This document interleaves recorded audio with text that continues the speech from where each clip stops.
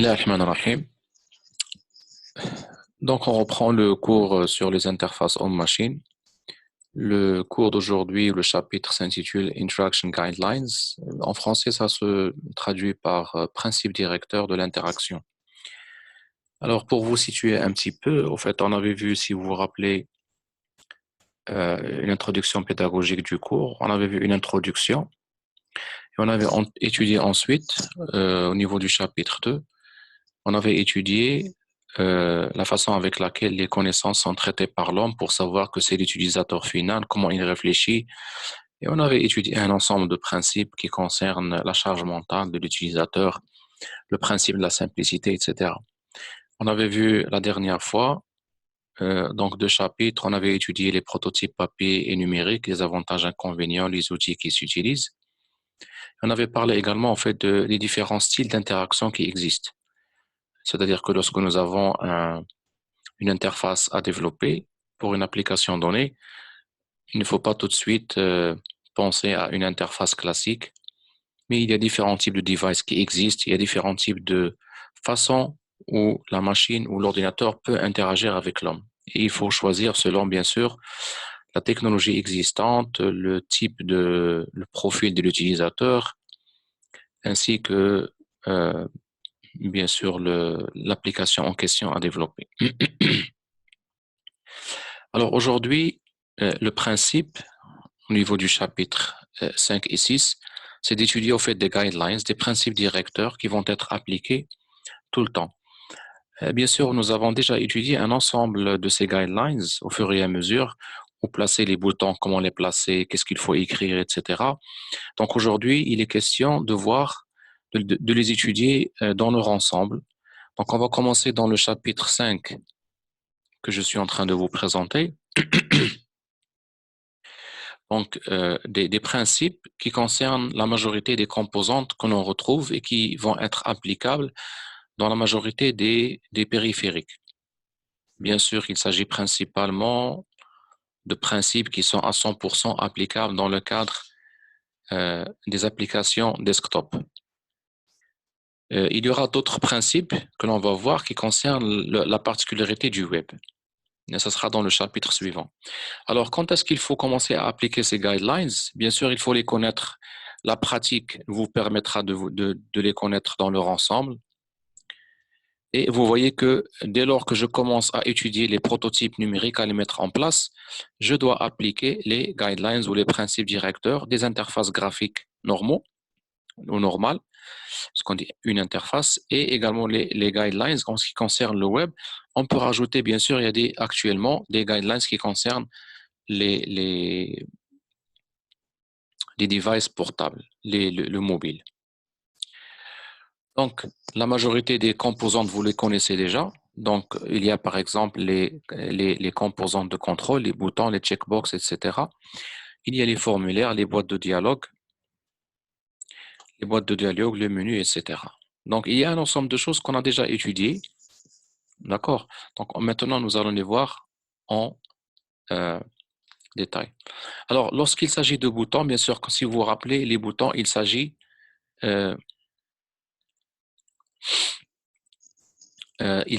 d'une, quand on parle de bouton, il s'agit d'une composante qui va avoir une action immédiate. Alors, si vous vous rappelez, il faut utiliser un label qui soit significatif. Et comme on a dit très souvent, il faut utiliser la première lettre comme étant une lettre majuscule. Vous pouvez le retrouver ici. Vous ouvrez n'importe quel logiciel actuellement. C'est un principe qui s'applique de manière systématique et donc, dorénavant, il faut retrouver ce genre de choses. Vous voyez qu'il y a toujours la première lettre qui est majuscule. Alors, il faut utiliser au maximum les standards industriels, c'est-à-dire le close, le cancel, etc., selon la langue. Bien sûr, lorsque vous êtes un petit peu, vous avez le choix si vous voulez. Lorsque vous utilisez l'anglais, vous êtes tranquille. La majorité des gens connaissent déjà, par exemple, le cancel, etc. Comme nous l'avons dit, il faut toujours essayer d'éviter au maximum le bouton OK, sauf bien sûr dans le cas lorsqu'il s'agit d'un message où on donne le temps à l'utilisateur de lire le message. Il faut que ces boutons soient ordonnés de manière cohérente. alors par exemple la confirmation, l'annulation, etc., il faut toujours que le bouton, qu'il y ait toujours un bouton par défaut. Alors vous pouvez le voir ici, le bouton par défaut, vous voyez qu'il y a un shadow, une ombre, et c'est le cas également ici. Sauf bien sûr lorsqu'il s'agit d'un cas, d'une opération ou d'une action qui est euh, destructive. Alors, par exemple, lorsqu'il s'agit de supprimer, par exemple, lorsque vous avez annulé et supprimé, bien sûr, il faut mettre annulé comme étant le bouton par défaut. Alors que dans la majorité des cas, bien sûr, c'est si je suis en train d'enregistrer, le bouton par défaut va être le bouton enregistrer. Alors, utilisez au maximum deux tailles. Alors, comme vous le voyez ici, par exemple, la taille, elle est une seule. Il y a toujours une seule taille ici. Si vous êtes vraiment obligé d'utiliser plusieurs tailles, il ne faut pas dépasser deux tailles pour les boutons. Alors, il faut séparer les boutons du reste de la fenêtre. Alors, comme vous pouvez le voir, les boutons ne sont pas carrément à l'intérieur, mais sont séparés du restant de la fenêtre. Il faut les regrouper de manière fonctionnelle et il faut utiliser au maximum 6 par fenêtre. Alors, vous voyez qu'ici, on ne va pas trouver, ici on a 3, ici on a 5. Et comme on va le voir dans le slide suivant, alors ça on a déjà dit, il faut localiser les boutons à côté de la zone sur laquelle ils s'appliquent. Comme vous pouvez le voir ici, par exemple, le Find Now et le New Search, ils sont placés exactement à côté de la portion de la fenêtre où il est question de faire une recherche. Alors qu'on aurait pu très bien les placer ici. Cela n'aurait rien changé en termes de programmation, bien sûr. Il suffit on aurait pu les placer n'importe où. Mais comme vous voyez, le Open, Cancel et Advanced sont des boutons qui sont placés juste à côté de la portion de la fenêtre sur laquelle ceci s'applique. D'accord? Alors, nous avons déjà dit, j'utilise les deux supérieurs lorsqu'il s'agit d'indiquer qu'une boîte de dialogue est extensible. Et j'utilise les 3 points pour indiquer que le fait de cliquer sur le bouton va euh, me, me, me faire diriger vers une autre fenêtre, comme vous pouvez le voir ici, par exemple, Advanced ou bien New Search, je pense. Non, ce n'est pas le cas de New Search, mais c'est beaucoup plus le cas ici de Advanced. Alors, lorsqu'il s'agit de boutons qui n'a aucune action à faire, il s'agit de mettre le bouton comme étant disabled. Donc, vous pouvez le voir ici que advanced, il est complètement disabled. Alors, la question que nous avons déjà discutée par le passé, pourquoi est-ce que j'aurais très bien pu ne pas mettre au fait ce bouton advanced? Oui, mais tout dépend. Des fois, lorsque vous voyez ici, c'est le cas, vous pouvez voir que advanced apparaît une fois et n'apparaît pas une autre fois. Donc, au fait de le mettre, j'informe l'utilisateur que ce bouton va être utilisé une autre fois. Et c'est le cas justement ici. Vous voyez que le choix ici, il a changé. J'ai cliqué sur une autre icône et vous voyez que le Advanced apparaît à ce moment-là. Donc, si le bouton Advanced n'était utilisé aucune fois, à ce moment-là, bien sûr, j'aurais pu l'enlever. Voilà. En ce qui concerne les boutons. Maintenant, en ce qui concerne les boutons radio, bien sûr, ce n'est pas une action, bien que le mot n'est pas très bien choisi, mais ce sont toujours, ils sont connus sous le nom de boutons radio. Alors, il s'agit bien sûr de choisir de manière exclusive une valeur parmi plusieurs. Alors, comme vous pouvez le voir, le label est toujours placé à droite du bouton. Ceci s'applique bien sûr pour le cas des langues qui s'écrivent de gauche à droite. Si vous avez une langue qui s'écrit dans l'autre sens ou bien une langue comme le japonais qui s'écrit d'en haut en bas, à ce moment-là, il faut changer l'emplacement du bouton par rapport au texte. Alors, comme vous pouvez le voir également, il faut que les boutons radio soient regroupés. Comme vous pouvez voir ici, ces deux boutons radio sont regroupés en ce qui concerne le contenu. Ces deux boutons radio sont regroupés en ce qui concerne la valeur le range, la valeur la plage des valeurs possibles. Ces boutons radio sont alignés de manière verticale, comme vous pouvez le voir, et le nombre en général est limité à 4. Lorsqu'il y a un nombre qui est assez important, qui dépasse les 4, il faut trouver à ce moment-là une autre solution, telle que mettre par exemple euh, une liste plutôt qu'une liste de boutons radio. Alors, checkbox, vous les connaissez déjà. Il s'agit de choisir plusieurs parmi plusieurs et non pas une seule, comme c'est le cas des boutons radio. Alors, vous pouvez voir également que l'emplacement il est le même que le bouton radio et euh, il est question également de les regrouper pour savoir sur quoi ils s'appliquent et comme vous pouvez le voir ici, ils sont regroupés par rapport à cet élément-là effet. Ils sont alignés et le nombre est limité également, comme vous pouvez le voir, à 10. Lorsque également le nombre dépasse, il faut choisir d'autres solutions telles que par exemple ici, vous pouvez voir la liste. Il ne faut pas utiliser, bien sûr, un checkbox lorsqu'il s'agit de Select All. Comme on peut le voir ici sur cet exemple, où vous voyez que Select All est un bouton. C'est une action qui va consister à choisir tous les checkbox. Et c'est pour ça que le Select All ne devrait pas être comme étant un autre checkbox. Alors, sauf dans le cas où ça devient, comme on a dit, standard. Vous le savez actuellement, par exemple, sur la messagerie, vous avez un bouton radio complètement en haut à gauche, à côté des autres boutons, un checkbox qui permet de sélectionner l'ensemble. Alors, vous avez Yahoo, sur Gmail, etc. Ce sont des choses qui sont devenues standards.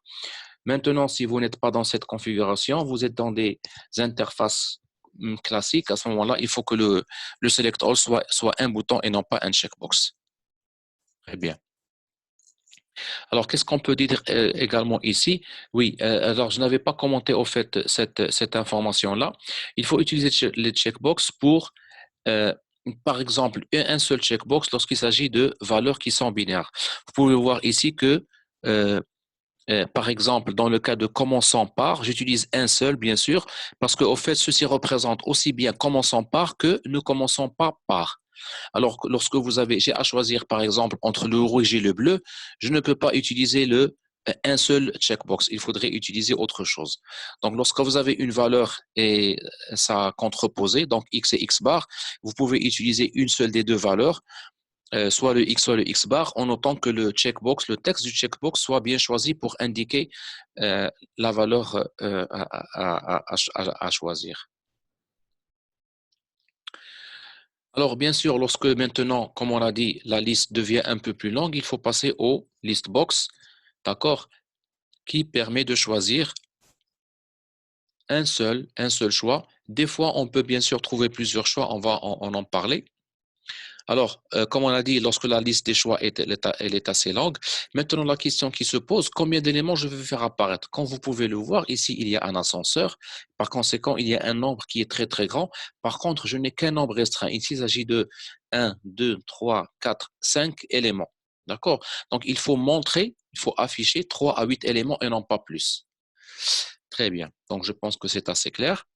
Et il faut utiliser un drop-down list box. Bien sûr, ceci sert également pour gagner de l'espace parce que si j'avais à montrer toute la liste, bien sûr, je vais perdre de la place.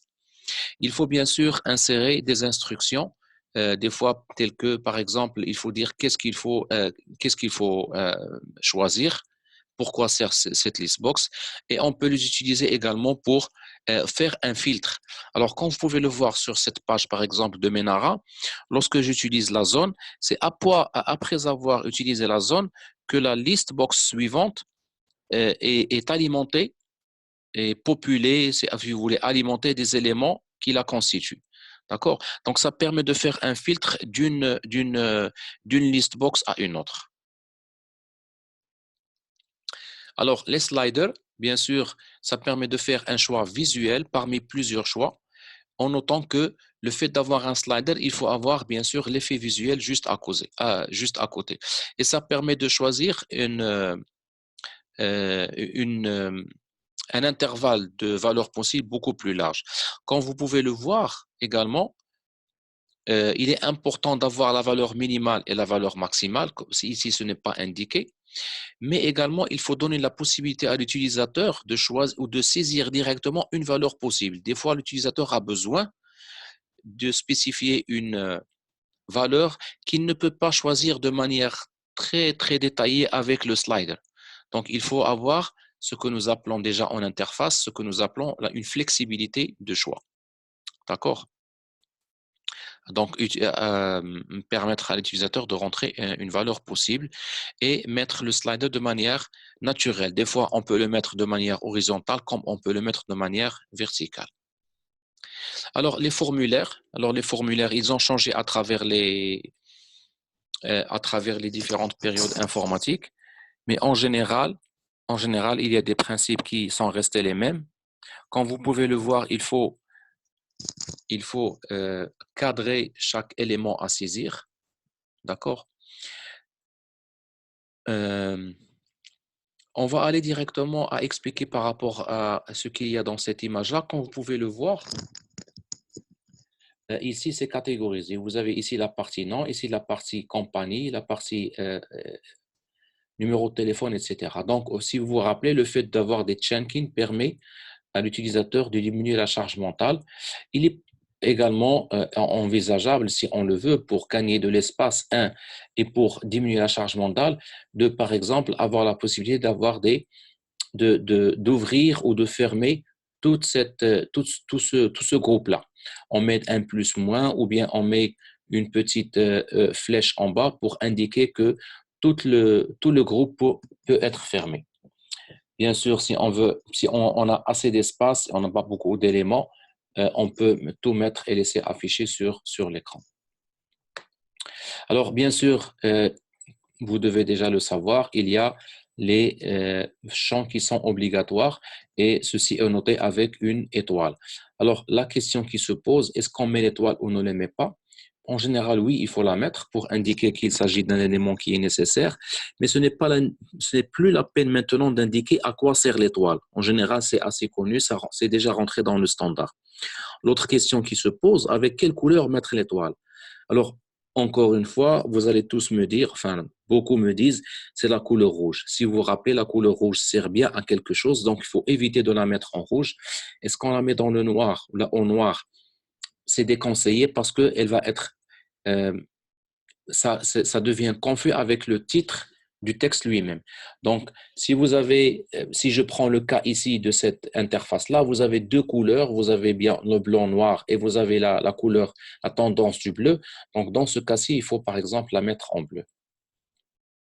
Alors, si vous voyez également tous les champs ont la même taille, donc de préférence de mettre de la même taille. Le label qui indique, quand vous le voyez, il y a un deux points. À quoi ça sert? Le deux points indique que la composante qui est en face est une composante à alimenter.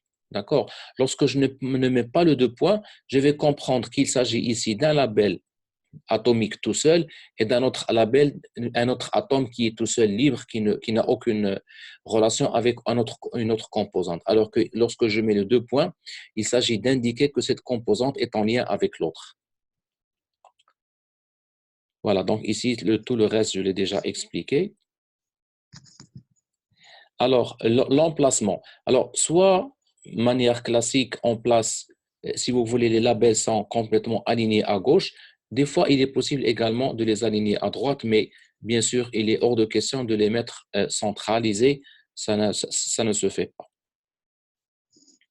Actuellement, dans les formulaires sur le web, vous le savez, maintenant les labels, maintenant pour gagner de l'espace justement, les labels, on met au fait le label à l'intérieur en grisé, tout dépend des couleurs utilisées, mais en grisé, on met le label à l'intérieur du champ pour gagner de l'espace.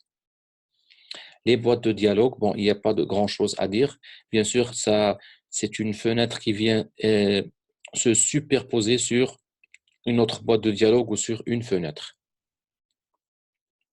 Alors, là, ce qui est important dans la navigation, c'est au fait, bien sûr, avec le système, les systèmes qui utilisent la souris, maintenant, euh, ça devient depuis très longtemps, c'est assez facile de se déplacer à l'intérieur d'une fenêtre ou d'une boîte de dialogue.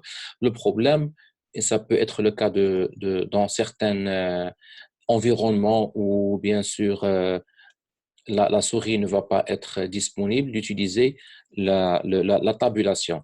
Il faut vous assurer, pour vous en tant que programmeur, que la tabulation passe du premier champ à remplir vers le deuxième, vers le troisième.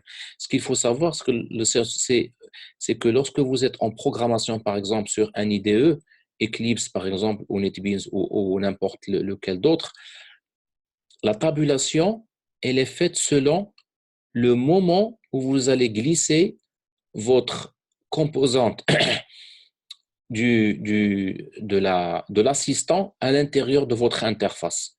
Et elle va suivre cette tabulation. D'accord? Donc, il faut vous assurer au niveau de la programmation que la tabulation est exactement celle qui est prévue dans l'ordre où les champs apparaissent dans l'écran. Alors, ça, on a déjà dit par rapport aux items d'un menu.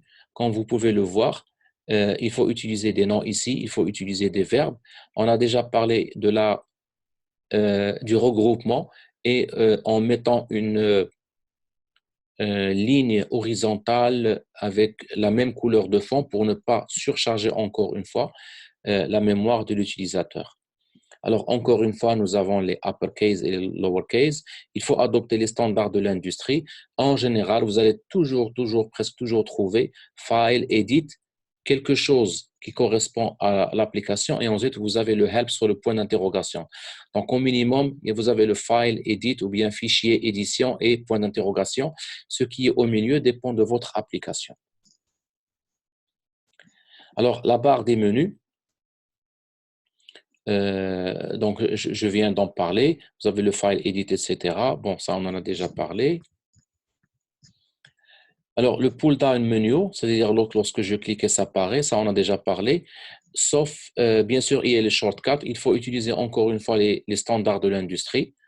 D'accord? Donc, le contrôle A, le contrôle Z, etc. Et vous avez les points d'interrogation, ça on en a déjà parlé, qui sont complètement différents par rapport des fois lorsque vous avez un supérieur ou un deux points supérieurs qui va indiquer que ce sous-menu dispose d'un autre sous-menu à l'intérieur. Alors, les messages, c'est les composantes qui posent beaucoup de problèmes. Alors, leur structure ne va pas changer en passant d'un desktop, d'une application desktop vers une application web, vers une application également mobile. Alors, ici, nous commençons par des règles générales en ce qui concerne la messagerie. Très bien. Donc, il faut les mettre, bien sûr, à un moment approprié. Il faut les placer au milieu. Alors, il faut les placer au milieu lorsqu'il s'agit d'une application desktop. Par contre, lorsque vous êtes dans le web, comme vous le savez, tout dépend de l'application, ils apparaissent. Si vous êtes par exemple sur Gmail, vous allez remarquer que les messages sont placés pour informer l'utilisateur d'un feedback, mais sans trop le déranger dans son activité. Des fois, si vous êtes, par exemple, vous remplissez un formulaire et vous avez une erreur dans le formulaire, il faut la placer, bien sûr, à un endroit où vous devez arrêter l'activité et informer, vous devez être sûr que l'utilisateur va être informé de l'erreur ou bien du warning que vous voulez, pour lequel vous voulez l'informer. Alors, il faut placer l'information la plus importante au début du message. Bien sûr, nous allons utiliser les standards de l'industrie, sauf dans le cas où on va lire un message. Ici, si vous avez une question, bien sûr, il faut poser la question. Vous voyez qu'on doit utiliser, en termes de syntaxe, les formes appropriées. Utiliser, bien sûr, un vocabulaire qui est familier par rapport à l'utilisateur. Alors, nous avons ces types de messages. Les messages qui posent un problème sont beaucoup plus les messages d'erreur, bien que les autres sont également importants. Alors, message informationnel, comme vous voyez ici, on donne le temps à l'utilisateur de lire avec le bouton OK. D'accord? Donc, un message d'information, il va juste informer l'utilisateur. Alors, en ce qui concerne l'icône, on peut remarquer que ici, l'icône, elle est bien choisie. Par contre, ici, pardon, l'icône n'est pas très bien choisie. Alors, les messages d'erreur, c'est là où nous avons le plus grand problème. Ici, vous voyez que est-ce que vous pensez que le fait d'informer l'utilisateur qu'il s'agit de l'erreur numéro 27 va lui servir de quelque chose. Sauf bien sûr si vous êtes dans le cas, vous êtes informaticien, vous êtes développé pour des informaticiens, le numéro d'erreur va être important pour lui pour aller retrouver un log ou n'importe quoi pour savoir est-ce que, à quoi va lui servir pour retrouver de l'information par rapport à cette erreur. Par contre, lorsqu'il s'agit d'un utilisateur normal, ceci ne sert absolument à rien. Alors, très bien. Ce qui est important, c'est ce qu'il doit contenir. Alors, vous avez ici trois composantes. Qu'est-ce qu'a fait l'utilisateur? Quelles sont les raisons pour lesquelles ce qu'il a fait n'est pas correct et comment corriger? Donner des exemples qui sont simples, par exemple, pour qu'il puisse corriger et ne jamais blâmer l'utilisateur, lui disant erreur fatale, que c'est illégal, etc. Ce sont des mots qui sont très inappropriés. Pour lui, il n'y a rien d'illégal, il n'y a rien de fatal. Il a juste essayé de manipuler l'ordinateur pour exécuter une tâche particulière. Donc, c'est votre erreur, vous, en tant qu'informaticien, s'il est arrivé à ce stade-là. Alors, les messages de feedback, bien sûr, ils sont très importants, qui permettent d'indiquer un ensemble de choses, ce que la machine est en train de faire. Vous vous rappelez, lorsque nous avons parlé de l'interaction, euh, euh, comment le message doit circuler entre l'utilisateur et la machine, comment la machine doit fournir le feedback pour informer l'utilisateur de ce qui se passe à l'intérieur de la machine. Alors, qu'est-ce que je peux dire d'autre? On peut l'informer qu'une opération s'est bien déroulée, on peut l'informer de la durée qu'une opération est en train de prendre, etc. Donc, il faut toujours avoir un feedback qui peut être visuel. On a déjà discuté dans le cours, lorsque, par exemple, je veux faire un ajout, une suppression dans une base de données, le fait de réafficher la liste des éléments de la base de données est déjà un feedback pour l'utilisateur pour savoir que l'élément a bien été supprimé ou a bien été rajouté dans la base. Alors, les messages de warning, bien sûr, les messages de warning, ce n'est pas un message d'erreur, mais un message de warning, ou je ne sais pas comment on dit en français, j'ai oublié, indique que l'utilisateur euh, le fait d'exécuter la tâche que l'utilisateur veut exécuter va impliquer un risque très important. Et il faut lui donner la possibilité d'annuler s'il le désire ou bien sûr, s'il veut continuer, tel que, bien sûr, comme vous le savez, formater un disque dur, par exemple, tout supprimer sur un disque dur, etc.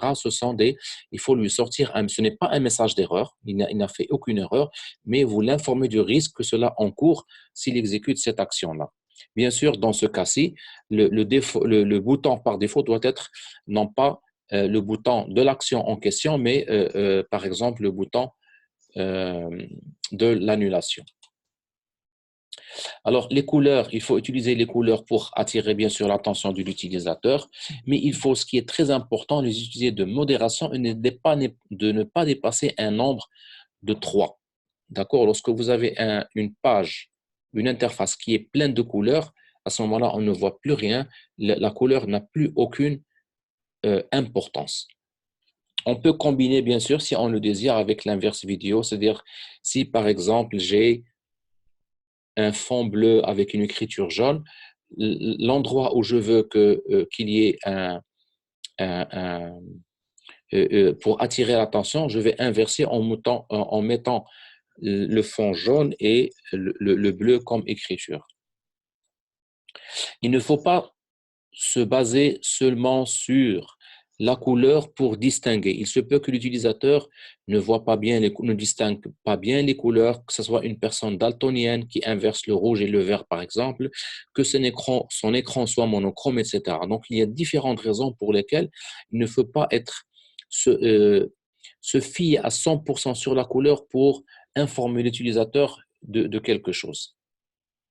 Adopter les standards de l'industrie. Alors, pour les messages que je viens de voir, par exemple, il est connu que le message de warning, on utilise le jaune, les messages d'erreur, on utilise le rouge, et les messages informationnels, on utilise en général le bleu. Donc, il y a différents types de couleurs qui sont utilisés de manière industrielle. Utiliser une couleur en général qui soit claire et avec une écriture qui soit foncée. Il faut éviter qu'il y ait le bleu comme background parce que sur le plan médical, c'est une couleur qui fatigue beaucoup les yeux.